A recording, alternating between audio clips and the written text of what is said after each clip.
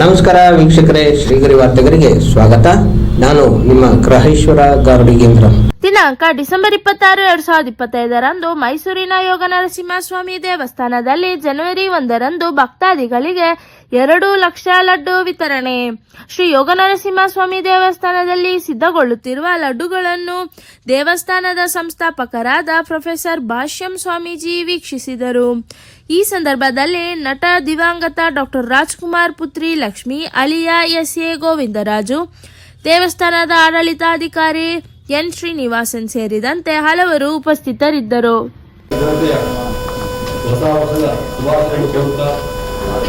ಮೈಸೂರು ವಿಜಯನಗರದ ದೇವಸ್ಥಾನದಲ್ಲಿ ಪರಮಪೂಜ್ಯ ಭಾಷ್ಯಂ ಸ್ವಾಮೀಜಿಯವರು ಅನುಸಾರವಾಗಿ ಪ್ರತಿ ವರ್ಷದಂತೆ 7 ವರ್ಷಾರಂಭ ಪ್ರಯುಕ್ತ ದೇವಸ್ಥಾನಕ್ಕೆ ಆಗಮಿಸುವ ಎಲ್ಲ ಭಕ್ತಾದಿಗಳಿಗೆ ತಿರುಪತಿ ಮಾದರಿಯ ಲಡ್ಡು ಪ್ರಸಾದವನ್ನು ವಿತರಣೆ ಮಾಡುವಂತಹ ಕಾರ್ಯಕ್ರಮ ಅನುಸಾರವಾಗಿ ಅರ್ವಾಚೀನ ಪ್ರಾಚೀನವಾಗಿ ನಡೆದು ಬರ್ತಾ ಇದೆ. ಇದು ಜೈಪುರವಾದಂತಹ ಸಂಗತಿ.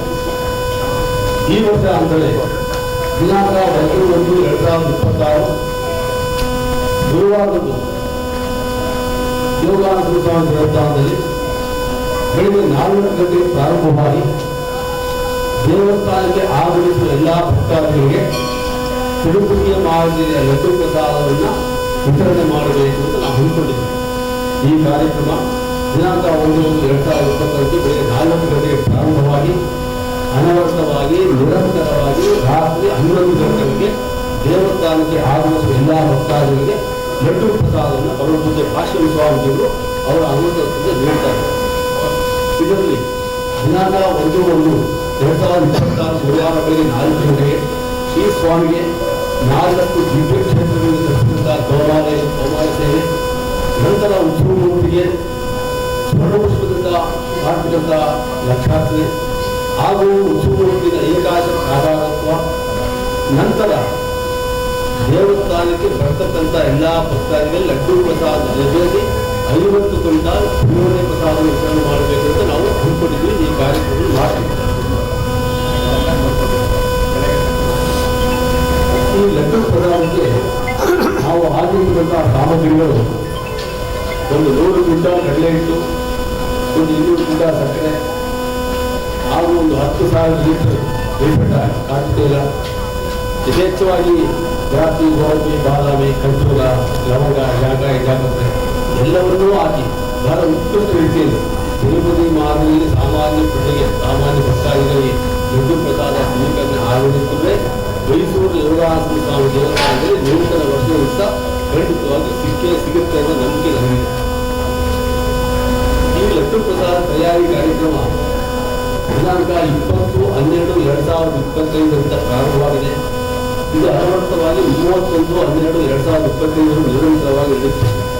ಇದರಲ್ಲಿ ಒಂದು 150 ಜನ ನುರಿತ ಮಾನಸಿಕ ತಂಡ ಅನವರ್ತವಾಗಿ ಲಡ್ಡು ತಯಾರಿ ಕಾರ್ಯಕ್ರಮ ಮಾಡ್ತಾರೆ.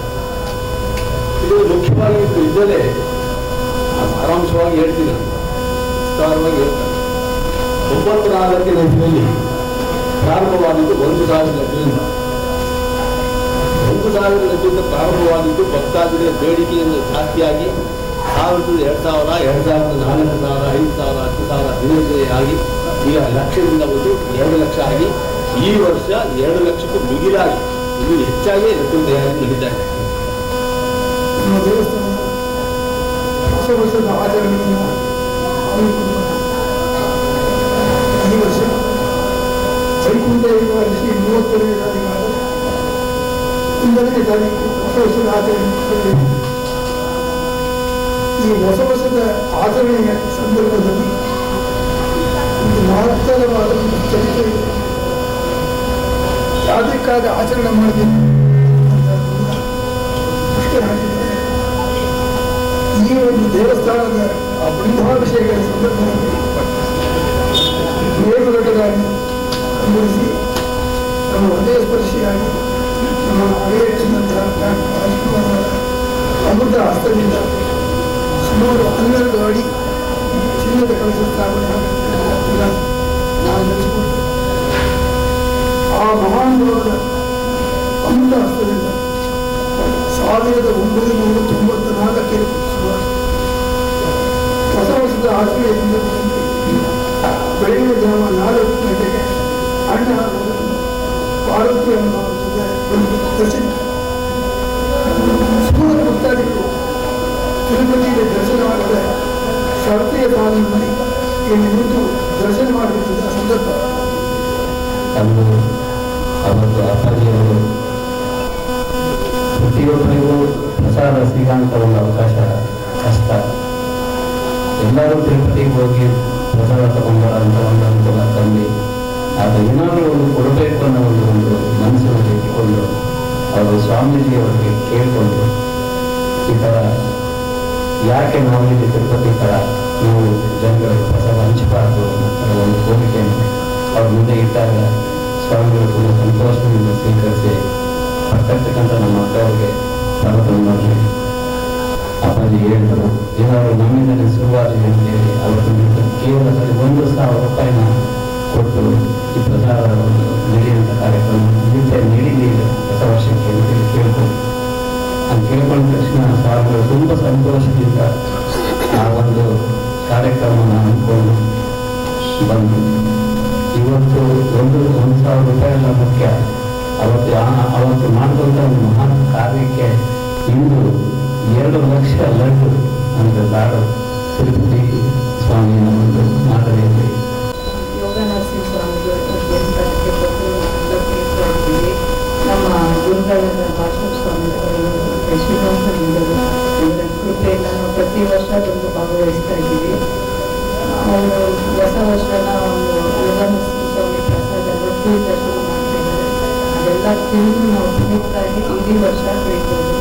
ಅವ್ರಿಗೆ ಒಂದು ಸುತ್ತ ತುಂಬ ಖುಷಿಯಾಗುತ್ತೆ ನಾವು ಇಲ್ಲಿ ಭಾಗವಹಿಸಲಿಕ್ಕೆ. ಅವರಿಗೆ ನಮ್ಮ ತಂದೆ ತಾಯಿನ ನಾನು ನೋಡ್ತಾ ಇದ್ದೀನಿ, ಅದೇ ಪ್ರೀತಿ ನಮಗೆಲ್ಲ ತೋರಿಸ್ತಾ ಇದ್ದಾರೆ ಅವರು. ಮತ್ತೆ ಮುಂದಿನ ವಾರ್ತೆಗರಿಯಲ್ಲಿ ಭೇಟಿಯಾಗೋಣ. ಶ್ರೀಗರಿ ನಿಮ್ಮ ಮನದಾಳದ ಗರಿ. ನಮಸ್ಕಾರ. ಶ್ರೀಗರಿ ನಿಮ್ಮ ಮನದಾಳದ ಗರಿ. ಶ್ರೀಗರಿ ನಿಮ್ಮ ಭಾವನೆಗಳ ಗರಿ. ಶ್ರೀಗರಿ ನಾಡಿನ ಹೆಮ್ಮೆಯ ಗರಿ. ಮನೆ ಮನಗಳ ಗರಿದು ಶ್ರೀಗರಿ, ತನು ಮನ ಧನಗಳ ಗರಿದು ಶ್ರೀಗರಿ, ವಿಶ್ವದ ದೇಶದ ನಾಡಿನ ಗರಿದು ಶ್ರೀಗರಿ. ಶ್ರೀಗರಿ ಶ್ರೀಗರಿ ಶ್ರೀಗರಿ ಶ್ರೀಗರಿ ಶ್ರೀಗರಿ ನಿಮ್ಮ ಮನದಾಳದ ಗರಿ.